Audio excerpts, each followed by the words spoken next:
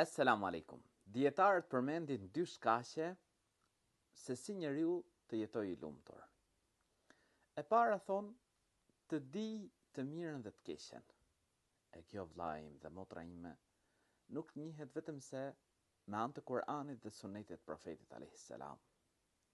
Pra çfarë është e mirë që me to shpërblehesh tek Zoti i gjithësisë, me të arrihet lumturia e kësaj bote, lumturia e botës tjetër, çfarë është e keqe që sjell pikëllim këtë botë, hidhrim këtë botë, fatkeqësi në këtë botë dhe shkatrim në botën tjetër.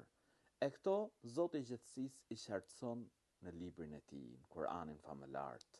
Po ashtu profeti alayhis salam na tregon hadithet e tij për gjërat e mira dhe gjërat e këqija. E kur njeriu i mëson këto, atëherë kalojmë tek shkaku i dytë që të jetosh i lumtur.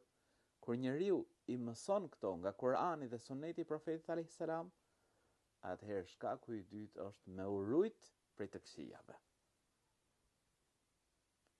E kur ti i lexon Kur'an, i lexon Sunetin e Profetit sallallahu alaihi wasallam, gjërat e këqija, atëherë ti ruhesh prej tyre.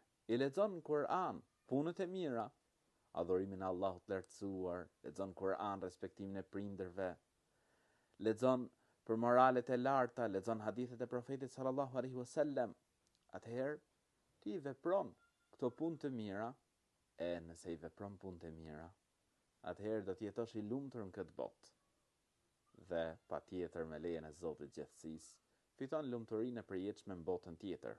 E Allahu i lartësuar na tregon në Kur'an se cili do mashkull apo femër që bën vepra të mira, duke qenë besimtar, do t'ja mundësojmë atij një jetë të mirë. Pra do të kesh jetë të mirë në këtë botë. E tregon më pas Zoti i gjithësisë edhe për shpërblimin në botën tjetër. E lutim Allahun e lartësuar që të na bëj prej atyre që e lexojmë Kur'anin. I lexojmë dhe i praktikojmë hadithet e Profetit alayhis salatu wassalam. E të na bëj prej atyre që e kuptojmë të mirën, e kuptojmë të keqen dhe veprojmë vetëm punë të mira. Amin.